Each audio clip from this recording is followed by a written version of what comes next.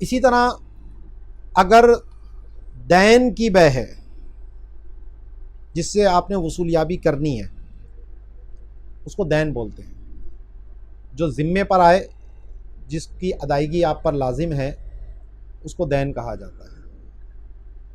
تو دین کی جو بے ہے وہ بھی قبضے سے پہلے نہیں ہو سکتی. اب مثلا میں نے ابراہیم بھائی سے 1,00,000 روپے وصول کرنے ہیں تو میں کہتا ہوں کہ باسق بھائی آپ یہ 1,00,000 روپے مجھ سے 90,000 کے بدلے میں لے لیں, 90,000 مجھ سے کیش مجھے آپ دے دیں اور ابراہیم بھائی سے آپ 1,00,000 روپے وصول کر لینا. یہ جائز نہیں ہے, جو ربا ہی کی ایک قسم ہے. اور ہمارے معاشرے میں یہ بھی رائج ہے,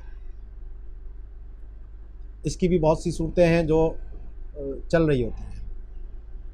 خاص طور پہ یہ امپورٹ ایکسپورٹ کے اندر معاملہ ہوتا ہے.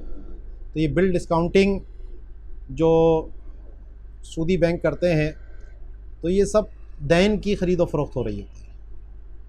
مثال کے طور پر میں نے اپنا مال امریکہ بھیجا. اب میری ایل سی جو تھی وہ 30 دن کی تھی یا 60 دن کی تھی یا 45 دن کی جو بھی تھی, یعنی مجھے پیسے جو ملیں گے اس کے وہ کچھ دنوں کے بعد ملیں گے. مال چلا گیا, پہنچ گیا وہاں پر, لیکن پیسوں کی ادائیگی جو ہے وہ کچھ دنوں کے بعد مجھے ہونی ہے. تو میرا دین ہے وہ میں نے وصول کرنا ہے, انہوں نے مجھے دینا ہے. اب مجھے کیا ہے, فوری کیش کی ضرورت ہے. مجھے اپنے ورکروں کو پیمنٹ کرنی ہے, مجھے بجلی کے بل بھرنے ہیں اور کوئی بھی ایکسپنسز آ سکتے ہیں. تو اب اس کا طریقہ ہماری مارکیٹ میں اس وقت کیا چل رہا ہے کہ میں گیا بینک کے پاس, میں نے کہا جی یہ دیکھیے یہ میری ایل سی میرے نام کھلی ہوئی ہے $1,00,000 کی, اور اس میں جو ہے وہ مجھے اتنے روپے وصول ہوں گے.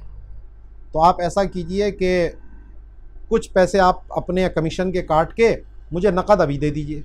وہ 2% کاٹ کے 3% جو بھی مارکیٹ کا ریٹ چلتا ہے اس کے مطابق وہ کچھ % کاٹ کر اس کو کیش پہ ادا کر دیتے ہیں, اور پھر وہ بینک جو ہے وہ بعد میں جو ایل سی آئے گی وہ اپنے نام اس کو وصول کر لیں گے. تو یہ جو بل ڈسکاؤنٹنگ ہے یہ دین کی بے ہے, اور دین کی بے قبضے سے پہلے جائز نہیں ہے. اچھا, اسلامک بینک جو ہے وہ اس طرح بل ڈسکاؤنٹنگ نہیں کرتا. وہ پھر معاملہ کرتے ہیں کرنسی سلم کا, جو اس وقت ہمارے بینکنگ کے اندر رائج ہے. اور یہ پیچھے بھی کسی نے سوال کیا تھا کہ کرنسی کی جو خرید و فروخت ہوتی ہے کیا اس پہ بیع الصرف کے احکام لاگو ہوتے ہیں یا نہیں.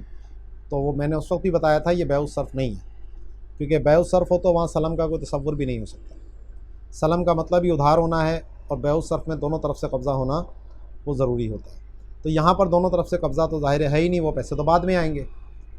تو ہمارے اسلامک بینک کیا کرتے ہیں کہ مثلا ڈالر ہیں تو ڈالر کو روپے سے خرید لیتے ہیں.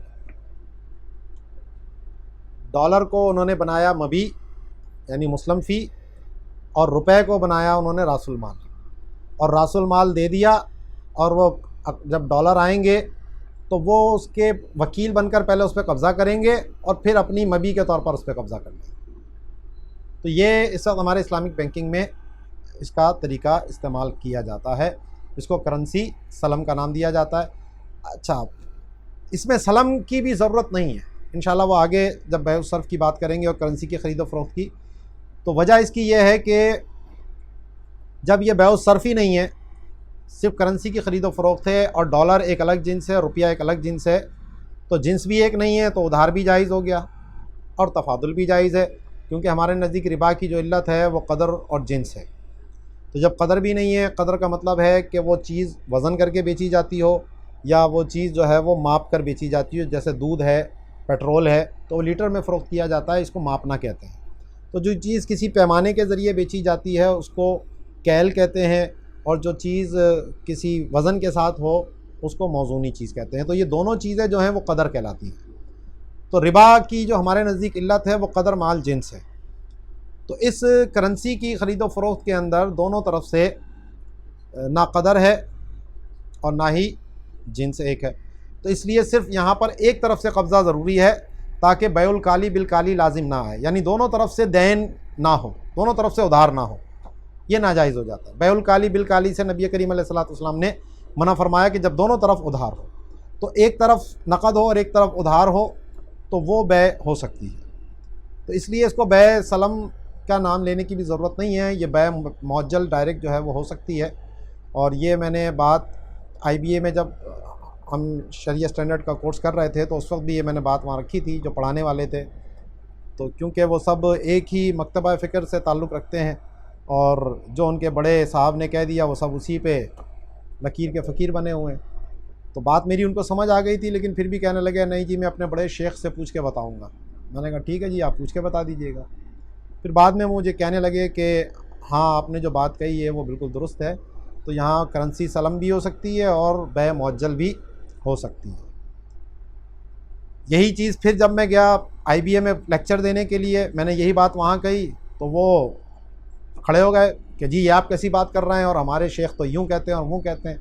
تو میں نے کہا بھائی آپ کے شیخ سے ہی، پھر میں نے حوالہ بھی دیا کہ فلاں صاحب تھے وہ پڑھا رہے تھے اور انہوں نے جا کر پھر ان سے پوچھا بھی تھا، اور پھر انہوں نے کہا کہ یہ ہو سکتا ہے۔ لیکن وہ اتنا یعنی لکیر کے فقیر والا معاملہ ہے کہ جو چیز بس کہہ دی ہے وہ حرف آخر ہے، اس سے ہٹ کر سوچنے کو تیار نہیں ہے، انوویشن نہیں ہے۔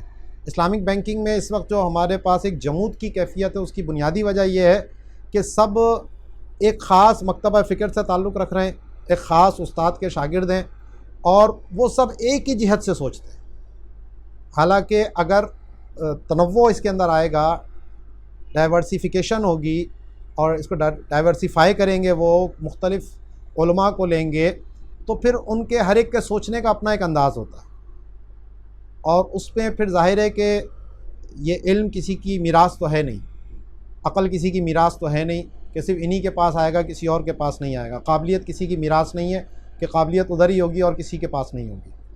تو اب جب مختلف خیال لوگ آئیں گے اور اپنے اپنے ذہن سے اس کو سوچیں گے، تو اس میں مزید جو مشکلات ہیں وہ حل ہوں گی، اس سے فائدہ ہوگا، لیکن وہ اپنی ایک دائرہ انہوں نے کھینچ کے بیٹھے ہوئے ہیں اور کسی اور کو انٹر ہونے بھی نہیں دیتے، مشکلات پیدا کرتے ہیں، اس کے لیے معاملات کرتے ہیں، اور اس پہ کئی دفعہ ہم آگے بھی احتجاج بھی کر چکے ہیں، اپنی بات بھی رکھ چکے ہیں، لیکن بدقسمتی سے اس وقت تک جو ہے وہ ایک ہی طبقے کا غلبہ ہے، اور وہی اپنی اپنی جو ہے وہ منمانی وہاں پر کر رہے ہوتے ہیں۔ چند ہمارے لوگ جو ہیں وہ گئے ہیں اپنی قابلیت کی بنیاد پر، تو ان کے لیے بھی اتنی مشکلات پیش آئی ہیں۔ ہمارے استاد محترم مفتی ابو بکر صدیق دامت ظلہ العالی، وہ ایک بینک کے اندر تھے، شریعہ ایڈوائزر تھے، تو وہاں ان کو اتنا تنگ کیا کہ پھر وہ استعفیٰ دے کے وہاں سے چھوڑ دیا انہوں نے کہ یہاں پر یہ معاملہ چلنے والا نہیں ہے۔ تو اسلامک بینکاری کو اگر ترقی دینی ہے، عروج دینا ہے، تو پھر اس کو ایک خاص دائرہ کار میں محدود کرنے کے بجائے اس کو عام کرنا پڑے گا، تمام طبقات کو اس میں شامل کریں، تمام علماء کرام کی آراء کا احترام کریں، اور اس کے بعد پھر چلیں گے تو انشاءاللہ معاشرے میں یہ چیز آگے تک جائے گی۔